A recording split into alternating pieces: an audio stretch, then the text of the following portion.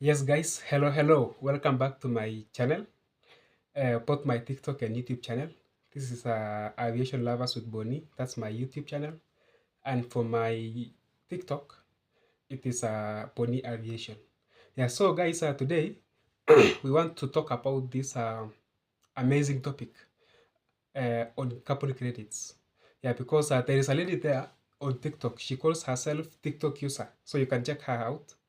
She's doing the Lord's work. She's doing an amazing work explaining what carbon credits is all about. She's trying to demystify, break it down, break it down for a layman's language, for a common layman. So actually, carbon credits is a new term, guys. These are the trends, current trends in the world, and it's about climate change. Everything is about climate change. Yeah. So these are the things that began in the year 1997. So remember, the United Nations carries out a lot of things across the world. For example, in terms of aviation, there is ICAO, International Civil Aviation Organization. It sets standards for aviation. For example, we should talk in English. People should talk in aviation. English language is the is the basic language of communication and other things. So when it comes to environment, there is climate change and everything. So it is also in like spear leading in policies, standards, and everything about climate change, reduction of climate change, and everything. So this idea of carbon credits is under the climate change, and it has come about because we are trying to reduce carbon emissions to the atmosphere. Because you can see there is a rise in oceans, there is the increase in carbon in the atmosphere that leads to the rise in the ocean levels and everything. So we are trying the whole idea is to try and reduce the emission of carbon into the atmosphere and to help like sustainability and make the world sustainable and habitable, continuously habitable, irrespective of industrialization and everything. So we are trying to minimize, to make our world a habitable place, to make our world to continuously become stay how it was. Yeah, so I'm trying to explain the background. So let me try and break down this climate change thing. So this is a thing that has been developed over the years from 1997, the Kyoto Protocol. So remember, that was the landmark. In 1997, there is a UN meeting that happened in Japan. It's called Kyoto Protocol, and it led to laying down of what like there was the discussion of what we should do concerning climate change. That was the landmark. It's I think it's the biggest, and it is the one that has led to this climate change COP26 that you hear. COP26 happened in Glasgow. COP27 I think it's happened in Egypt or something. COP28 it happened in Dubai. COP29 is about to happen in Azerbaijan. So they discuss how we should arrest this climate change thing, adaptation and mitigation, how we should reduce carbon emission and everything. So it has been developed over time in these treaties, in these discussions, in these panels, and now we have come up with carbon credits. And carbon credits was actually effectively uh, put in place for 3 years ago in 2021, and the pricing and everything. Like when they say carbon credits, what does it mean? And how much it costs one credit? For example, one credit is when you hear like one credit, what does it mean? And what is the cost? And who is buying, who is selling, and what have you? And what is the goal of all these things? Yeah. So carbon credits. Let me now code down. Carbon credits is carbon credits is like this item. It's like an item. For example, a pen. When you say a pen, it costs 10 shillings, 10 Kenya shillings. That is $0.1. But now carbon credits is one credit is 1 ton of carbon, and that costs an average of $50. For example, in the US, it's $42. In California, in Europe, it's around $76. In Africa, for example, Kenya, so it's between $40 to $60. So you can see the average cost to $50 to $60, depending on where you are. Yeah. So carbon markets, there are carbon markets, and that's where you can buy and sell carbon credits.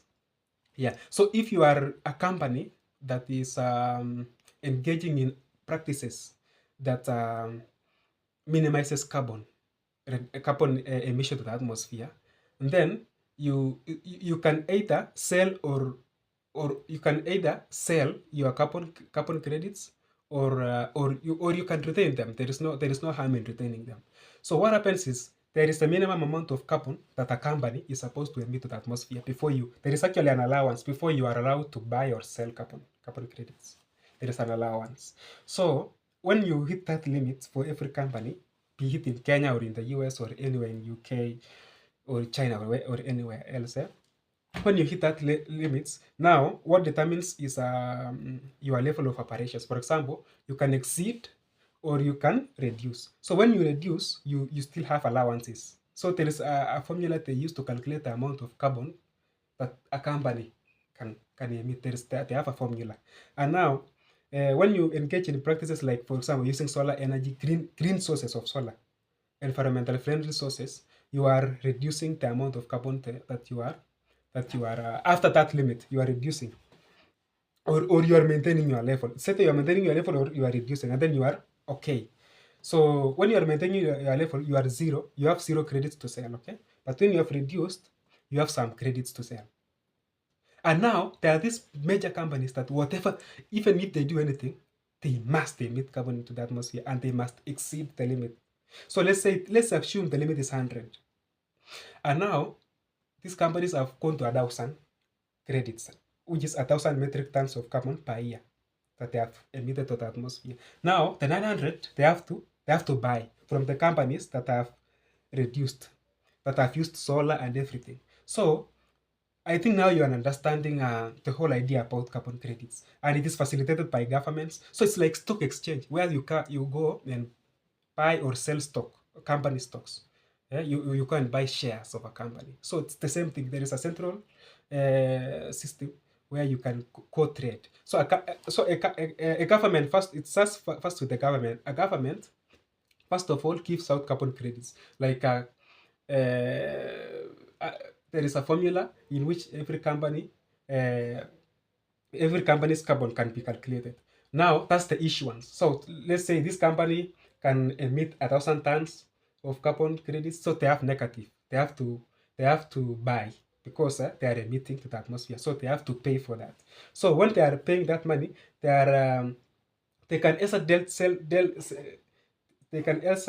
either buy directly from another company, or they can go to the central system where, like the stock exchange, NSE, the central stock exchanges, where they can find companies that are already there buying and selling. So it starts with the government issuing credits. Now calculation of carbon for every companies that are in that system, and then now the second thing is about buying and selling. So you can sell it directly to another company, or you can do to the exchange. And in most cases, the companies that are buying carbon credits are the first world companies like, and the big corporations in the first world countries, because those are the greatest emitters. They have to pay for these emissions, and they pay by buying. You know, they pay by buying. So assume that another company in a third world country, less developed countries, they are not emitting so much, or countries. So it's either a company or even a forest, a government. So a government may own a forests, and forests also can be used as mechanisms to, like a particular area of forest, it can be calculated that it is helping in sucking this amount of carbon from the atmosphere. So they have carbon to sell, and they sell to this other company that's emitting. So you find that countries that are benefiting are either third world countries with forests, or with this or these companies that are engaging in, that are using clean energy for their sources of energy. For example, they are using solar or something. Yeah. So I've gone different places, but I think I'm trying to bring this point home. I'm trying to break it down using different examples and everything. So try to understand that. Yeah. So let's go this way. Yeah? An average company, like middle average company, can emit 100 tons, an average of 100 tons per year. So how much is that? That's around $50 times 100. That's $5,000. Okay. Yeah, that's an average company without when they are not using clean energies, and everything. That's like when they're using petrol, diesel production, diesel, when they're using diesel generators to produce energy or something. Yeah, so when they emit at 100 tons, now you subtract the minimum amount that is required, and then the rest you calculate by 50. Maybe you get around $4,000 or $3,000. Now they go trade that with the company that is using clean energy, that's selling theirs because they are not, or they can trade it to the government because governments have forests. You know, most of these forest reserves they belong to the governments, and the governments can sell credits. You know, they have credits already. For example, let's say they have 2,000 hectares, maybe they are saving 500 metric tons. That's 500 credits. That's 500 credits, and maybe one credit is $50. So this, they can say 500 times $50. That is around 2,000. How much? 500 times 50. That's 5,000 times. That's 25,000. That's $25,000 dollars. You see, that's around 3 million in Kenya. That's 3 million Kenya shillings. You see, so that's the market. That's how it is. So it is encouraging companies to to use clean energy sources. For example, solar power, geothermal power, wind energies like this one. These big turbines. These ones that use wind to produce energy. Also, it's encouraging companies to go green and to reduce the emission of carbon to the atmosphere. But now, for these companies that no matter what they do, they cannot reduce carbon emissions, they have to pay for them. For example, airlines, they must use fuels, jet fuels, they must emit to the atmosphere. Shell, this company that it is trading petroleum products. So they are contributing to the emissions of the largest amount of carbon. I think they are leading.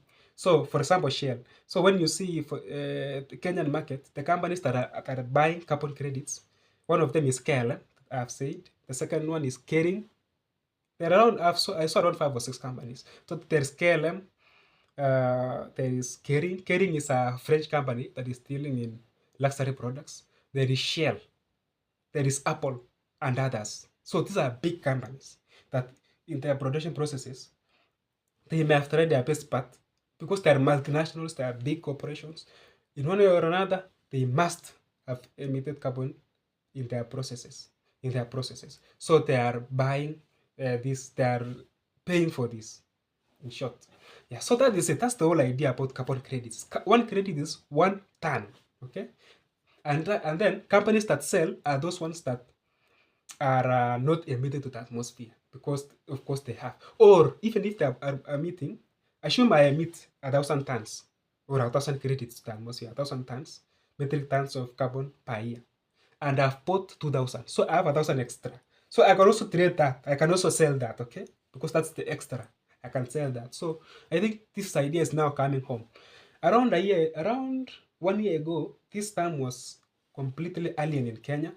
And even an MP called Salasia, he was once asked, you can Google this on YouTube, he was asked about what he understands about carbon credits and maybe this climate change and everything. He was completely offside, to be honest. And that happened in Nairobi, KICC. There you can see an interview that was happening outside KICC when that conference was happening, climate change conference was happening. So, but now at least it's home, and that lady has really done great. Continue with the Lord's work, continue explaining, because we have to break it down.